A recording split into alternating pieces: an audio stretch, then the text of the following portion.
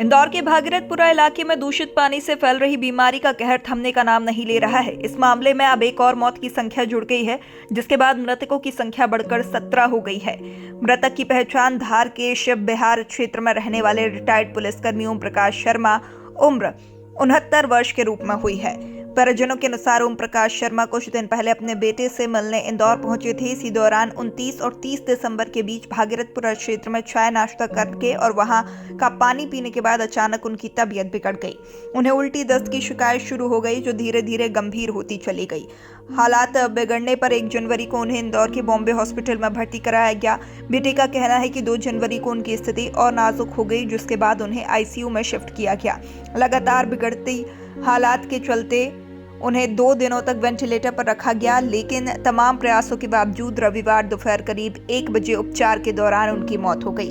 मृतक के बेटे ने प्रशासन और व्यवस्था पर सवाल उठाते हुए बताया कि इलाज के दौरान दवाइयों में करीब 1.5 लाख रुपए और अस्पताल बिल में 1.25 लाख रुपए से अधिक खर्च हुए। इसके बावजूद प्रशासन ने यह कहकर उन्हें पैंडेमिक पीड़ितों की सूची में नहीं शामिल किया कि उनके पास इंदौर का स्थायी आधार कार्ड नहीं है। बेटे ने सवाल उठाया कि बीमारी या संक्रमण किसी का आधार कार्ड देखकर नहीं आती है। वहीं इंदौर प्रशासन ने इस मौत को पैंडेमिक से अलग मानते हुए सूची में शामिल करने से इनकार किया है। घटना के बाद से भागीरथपुरा और आसपास के क्षेत्रों में दहशत और आक्रोश का माहौल बना हुआ है। मृतक ओम प्रकाश शर्मा का अंतिम संस्कार धार के मुक्तिधाम में किया गया। दूषित पानी से हो रही लगातार मौतों ने प्रशासनिक व्यवस्था और स्वास्थ्य तंत्र पर एक बार फिर गंभीर सवाल खड़े कर दिए हैं।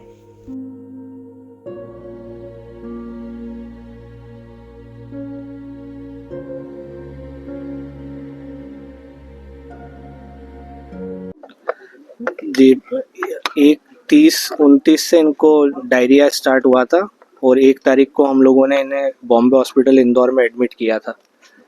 और इनके सिम्टम्स भी सारे जो कंटामिनेटेड वाटर है उसी के सिम्टम्स थे। और इनके आसपास भी जो पेशेंट्स थे सारे सेम डिसीज़ वाले पेशेंट्स थे। और हम लोगों ने इसी के रिगार्डिंग प्रशासन से भी कांटेक्ट करने की कोशिश करी, जो इंदौर के मेयर हैं उनसे भी कांटेक्ट करने की कोशिश करी, और जो कलेक्टर हैं उनसे भी, वो भी विजिट पर आए थे वहाँ पर, उनसे भी मेरी बात हुई थी। उन्होंने आश्वासन दिया था कि वो कुछ पॉजिटिव रिस्पांस करेंगे इस पे। लेकिन जब बॉम्बे हॉस्पिटल मैनेजमेंट से बात हुई तो उन्होंने ये कहा कि हमारे पास लिखित में कोई भी आदेश न होने के कारण हम आपकी किसी भी तरीके से सहायता नहीं कर सकते, ना ही इलाज में या आर्थिक सहायता। और सेम चीज़ हमारी CMHO सर से भी बात हुई थी। उन्होंने भी बोला था कि मैं हॉस्पिटल एडमिनिस्ट्रेशन को ये बात बताऊंगा तो वो आपकी हेल्प करेंगे। लेकिन एक उसमें टेक्निकल शायद इशू ये आया कि पापा का जो आधार कार्ड है, हम लोग मूल निवासी धार के हैं लेकिन मैं रहता इंदौर में हूँ, और पापा मेरे यहाँ पर ही आए थे और हमारे एक और भैया हैं जो नंदा नगर एरिया में रहते हैं, हम लोग वहाँ गए थे और वहीं से हमारा भागीरथपुरा एरिया में भी जाना हुआ। हमें नहीं पता था कि वहाँ पे दूषित पानी ऐसा कुछ इशू होगा। खैर वो किसी को भी नहीं पता होता है। वो उस दिन जाना हुआ, वहीं पे हमारा चाय नाश्ता पानी हुआ, और शायद उसी कारण से हमारा वो जो दूषित जल था वो पापा को गया, क्योंकि इसके पहले उनको इससे संबंधित कोई समस्या नहीं थी। और अचानक से जो है वो उनकी स्थिति बिगड़ती चली गई लगातार। इतने इलाज के बाद भी जो है वो उनकी स्थिति सुधार नहीं पाई, और 3 तारीख को शाम को उनकी स्थिति थोड़ी डाउन हुई और 4 तारीख को उनको मॉर्निंग में वेंटिलेटर पे लिया और उसके बाद डॉक्टर्स ने अपना जवाब दे दिया। और मुझे जो समझ में आया कि उनके सारे सिम्टम्स तो वही दूषित पानी वाले ही थे। जो टाइमलाइन है जिसमें उनको ये प्रॉब्लम हुई, क्योंकि इसके पहले कोई बैक हिस्ट्री नहीं है उनकी, कोई ऐसी मेडिकल हिस्ट्री नहीं जिसमें उनको इस तरीके का इशू हुआ। 2 दिन तक डायरिया हुआ, तीसरे दिन हम हॉस्पिटल में एडमिट हो गए। और हमें इसका सब कोई बैकग्राउंड स्टोरी नहीं पता थी कि प्रशासन किस तरीके से मदद कर रहा है। नहीं, कोई भी पेशेंट जब भर्ती होता है तो वहाँ पर वो अपने पेशेंट की केयर में लगता है, न कि ये सबूत जुटाने में लगता है।